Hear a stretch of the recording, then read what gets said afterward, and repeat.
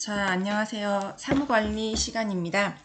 자, 선생님이 지금 엑셀을 열었고요. 화면을 녹화하고 있습니다. 선생님이 화면상에 엑셀에 글씨를 치면서 함수를 설명할 예정이에요. 잘 들으시고 이 파일 그대로 여러분이 과제를 하셔야 합니다. 다음 시간, 지금은 3교시 수업 영상을 보고 계시잖아요. 이 다음에 4교시에는 이거랑 똑같은 파일의 과제가 주어집니다. 그러니까 선생님의 설명을 열심히 잘 들어야 과제도 수월하게 수행을 해서 제출할 수 있으시겠죠. 자, 우리가 학교에서도 데이터베이스 함수를 배웠지만 조금 더 자세하게 배우고 복습을 한다는 의미에서 문제를 6개를 또 준비했습니다. 자, 일단 화면 구성을 보시면은요.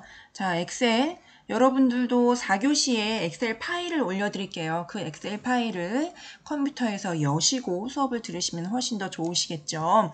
자, 아래쪽을 보세요. 아래쪽을 보면 예제 1, 예제 2, 예제 3, 예제 4 이런 식으로 시트 번호가 있습니다. 시트 이름을 잘 확인하시고 하나씩 클릭을 하시면 보세요.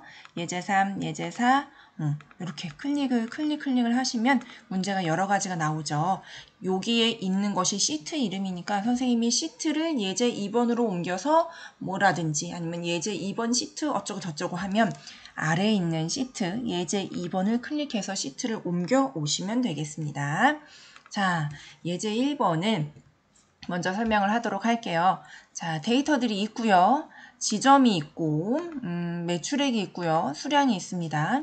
지점에는 홍대, 삼성, 역삼 3가지 지점이 있는데 자, 지점에 해당하는 데이터가 2개씩 있네요. 자, 첫 번째.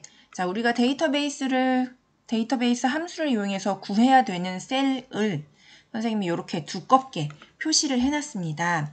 일단 셀 포인터를 2구 셀에다가 놓으시고요. 2구 셀에다가는 홍대점에 수량의 합계를 구하는 겁니다.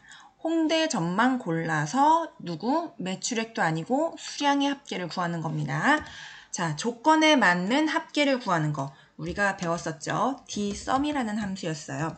자, 데이터베이스 함수 dsum이라고 함수 이름을 치고 괄호를 열면 아래 작은 글씨들이 나옵니다. 인수가 3개로 구성이 되어 있고요.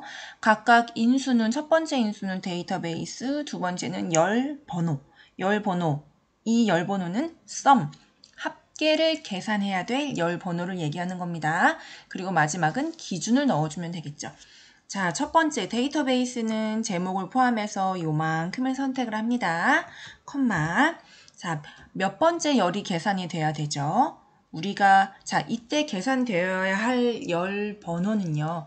우리가 지금 지정한 데이터베이스, 이 파란색 영역, B2에서 E8 사이에 있는 이 영역에 있는 데이터들 중에서 계산돼야 할 게 몇 번째 열에 있느냐 그 번호를 쓰시는 겁니다. 4. 자, 초록색 파란색 영역에서 보시면 첫 번째, 두 번째, 세 번째, 네 번째 영역에 있는 이 수량의 합계를 구해야 하기 때문이죠. 4라고 써도 되고요. 4 대신에 우리가 제목을 포함해서 지금 데이터베이스를 설정했잖아요. 자, 수량의 합계를 구해야 하기 때문에 수량이라고 글씨가 쓰여져 있는 이 투셀을 마우스로 클릭하셔도 됩니다. 컴마. 자, 마지막이 기준입니다. 조건. 자, B2에서 E8에 있는 데이터들 중에서 E2, 수량의 합계를 구할 건데 어떤 거 지점이 홍대점인 것만 골라서 수량의 합계를 구해라 라는 명령입니다. 이해되세요? 마지막이 기준입니다. 지점이 홍대점인 거. 지점이 홍대점인 거 제목을 포함합니다. 괄호를 닫고 엔터를 치면 205라는 숫자가 나오게 되겠죠.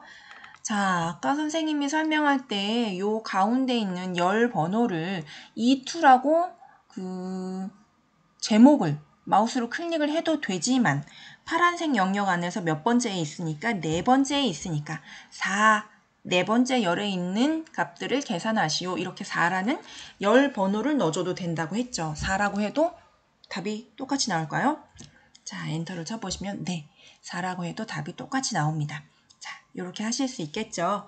자, 한 개 더 해볼게요. 자, 아래쪽에 보면 역삼점에 매출의 합계가 있습니다. 이번에는 지점이 역삼점이고요. 수량의 합계가 아니고 누구의 합계? 매출액의 합계입니다. 자, D, sum.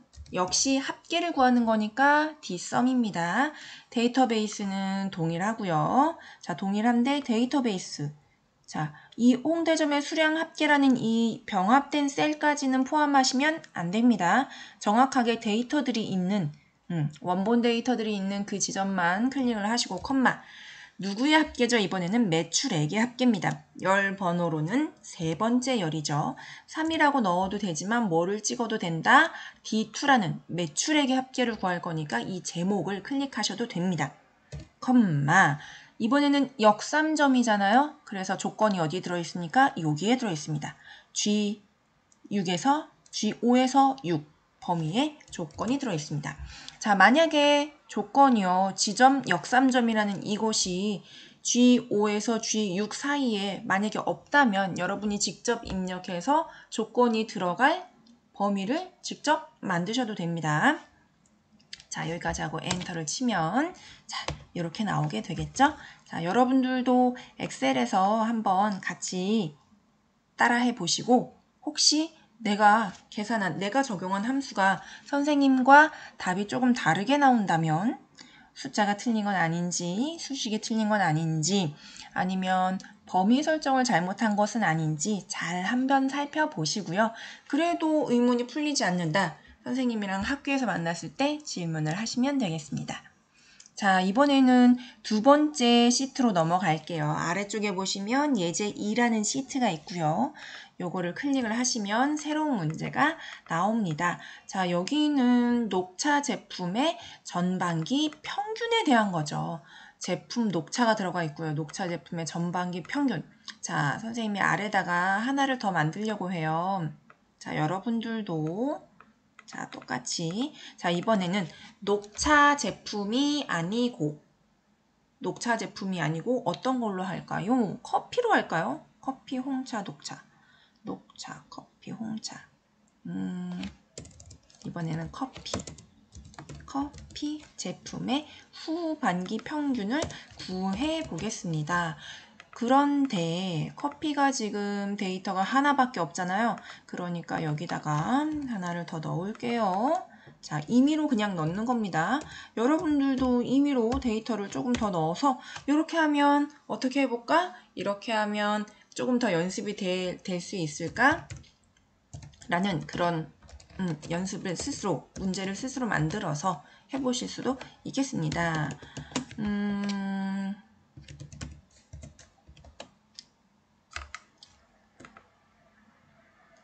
이렇게 하면 새로운 데이터를 하나 만들었습니다. 새로운 데이터를 하나 만들었고요. 자, 평균이기 때문에 D, 이번엔 썸이 아니고 뭐다? 에버리지다. D 에버리지. 에버리지가 평균이라는 뜻이죠. 데이터베이스 에버리지. 자, 전체 평균을 구하는 게 아니고 제품이 녹차인 것만 골라서 혹은 제품이 커피인 것만 골라서 평균을 내는 겁니다. 그래서 그냥 에버리지 함수가 아니고 d에버리지 함수, 데이터베이스 함수를 쓰는 겁니다. 자, d에버리지 함수 여기까지 치면 함수 이름이 밑에 나오죠. 더블 클릭을 하면 그 함수를 적용할 수 있습니다. 이렇게 하면 조금 더 빨리 수행할 수 있겠죠. 자, 역시나 데이터베이스 필드 기준이라는 순서가 똑같고요. 사용하는 방법은 dsum과 완전히 똑같습니다. 대신 계산을 할 때 평균을 계산할 거냐 합계를 계산할 거냐의 문제죠. 자, 여러분들이 한번 해보시고요. 자, 여기까지 해서 자, 그리고 커피 제품의 후반기 평균을 구할 때는 지금 기준이 들어가 있는 셀이 없으므로 여러분들이 원하시는 곳에 I열에 만드셔도 되고요. 아니면 H열에 이쪽에 만들어도 되고요. 요거를 요렇게 복사해서 자, 요거를 영역 요렇게 복사를 해서 제3의 다른 공간에 만들고 나서 커피라고 치면 되겠죠? 자, 이렇게 해서 여기를 J2에서 J3을 기준으로 이렇게 사용하시면 됩니다. 자, 이렇게 하고 두 개를 계산을 하셔서 함수 적용을 하셔서 선생님한테 과제로 제출을 하시는 겁니다. 자, 이번에는 예제 3, 예제 3번 시트로 갈게요. 여기입니다. 예제 3번을 클릭을 하시면 자, 이렇게 생긴 데이터가 나옵니다. 자, 문제를 볼게요. 역시나 본봉이 200 이상인 직원 수를 구하는 거예요. 본봉이 여기 나와 있고요. 조건은 여기에 있고요. 자, 200 이상이다 라는 거는 크거나 같다 200만 이라는 숫자 요렇게 넣어서 표현을 할 수 있습니다.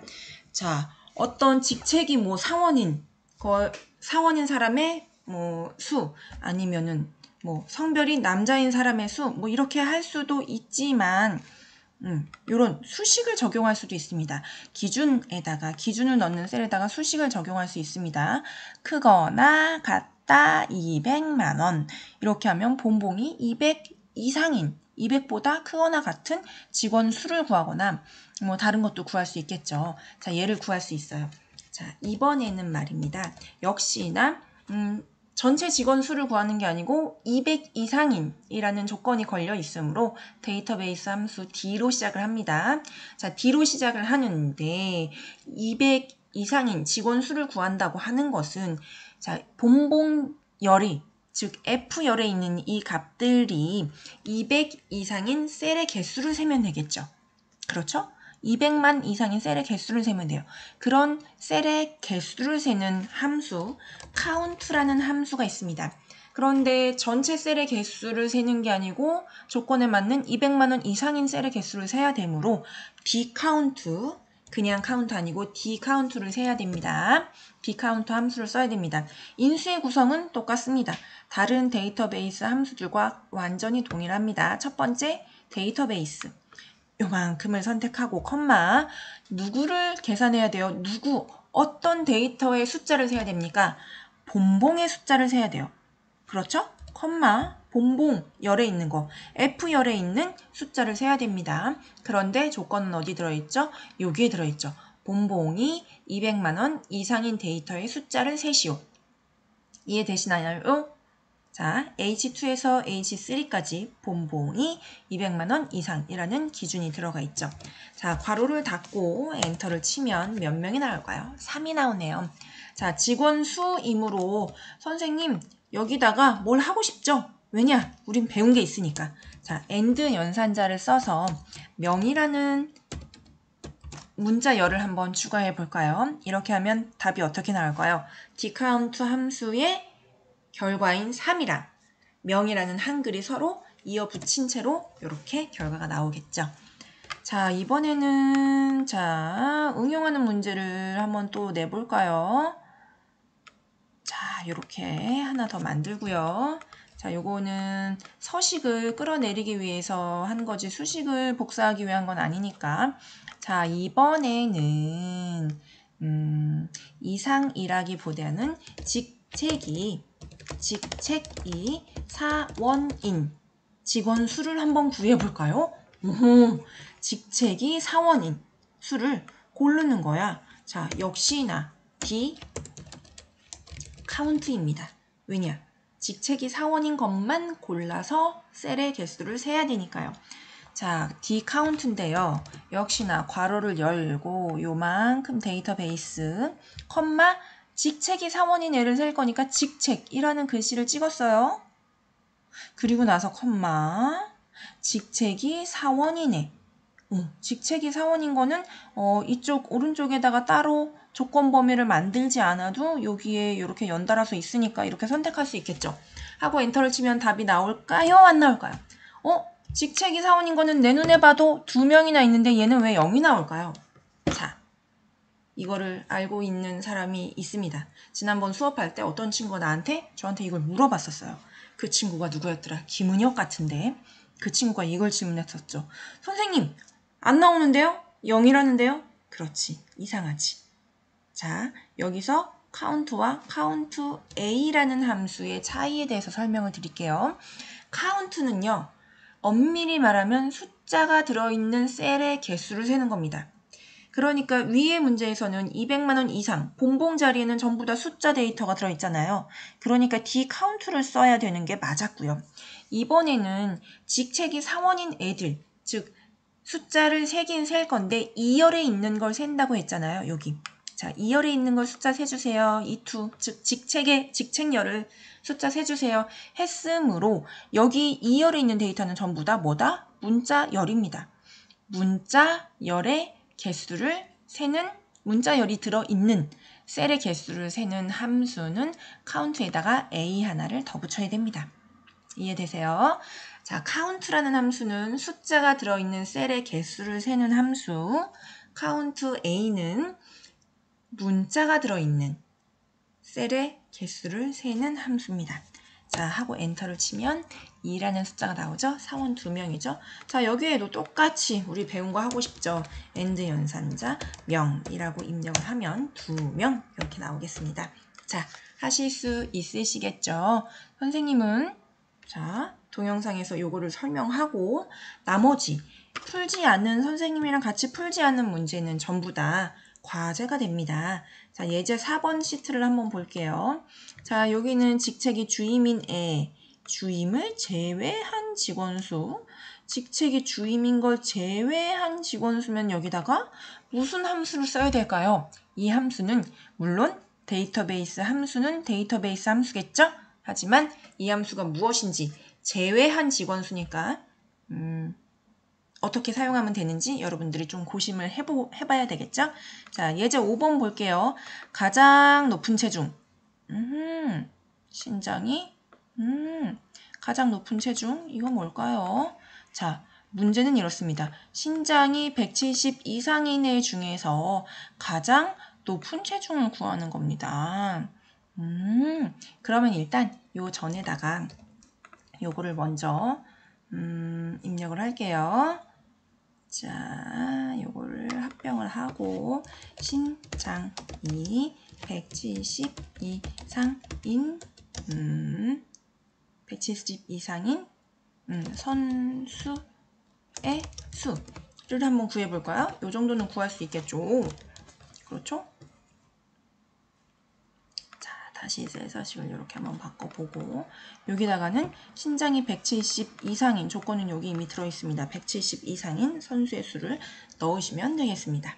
자, 그 다음에 가장 높은 체중. 이 중에서 가장 높은 체중은 어떻게 구할 수 있을까요? 여러분들이 한번 잘 생각을 해보세요. 자, 이 가장 높은 체중이라 함은 신장이 170 이상인 선수 중 신장이 170 이상인 선수 중에서 가장 높은 체중은 누구일까요? 네, 요런 뜻입니다. 자, 요거를 조금 글씨 크기를 줄여야겠네요. 자, 요렇게 하면 조금 보시기 편하실 수 있겠죠? 자, 높은 체중을 구하는 겁니다. 이번에는 숫자를 구하는 게 아니고 높은 체중을 구하는 거죠. 자, 여기에는 아마도 최대값을 구하는 함수 dmax라는 함수를 사용할 것 같습니다. 그 다음에 예제 6번 시트를 보세요. 자, 이것도 마찬가지입니다. 전에 있는 것과 마찬가지로 가장 낮은 입사 점수인데 입사 점수들 중에서 가장 낮은 걸 구하려면 min이라는 함수를 써야죠. 최소값을 구하는 함수. 하지만 조건이 있습니다. 조건이 여기에 있죠. 성별이 남자인 사람 중에서 가장 입사 점수가 낮은 즉 입사 점수의 최소값을 고르세요.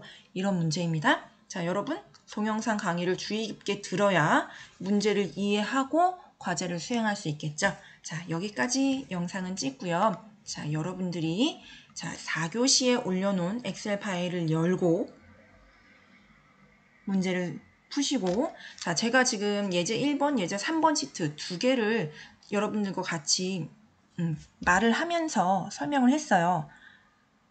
여러분들이 파일에 2번, 4번, 5번, 6번을 해야 되는데 자, 예제 1번부터 6번까지 전부 다 수업을 잘 들으셨다면 전부 다 선생님이 설명한 내용까지 1번에서 6번까지 전부 다 함수가 적용이 되어 있어야 합니다. 그리고 선생님이 보내준 링크를 통해서 이 엑셀 파일을 전송을 하도록 합니다.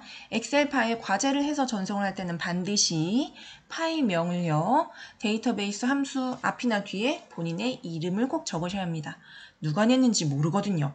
자, 여러분들이 강의를 열심히 듣고 과제를 열심히 하셨는지 꼭 점검하겠습니다. 그리고 혹시 질문사항이 있으시다면 카톡이나 아니면 여기 게시판에 남겨주셔도 되고요. 네, 전화로 물어봐 주셔도 됩니다. 자, 어느 방법으로든 열려 있으니까 잘 모르는 게 있다면 꼭 질문하시기 바랍니다. 우리 학교에서 만날 때 다시 한번 점검하고 그렇게 하도록 합시다.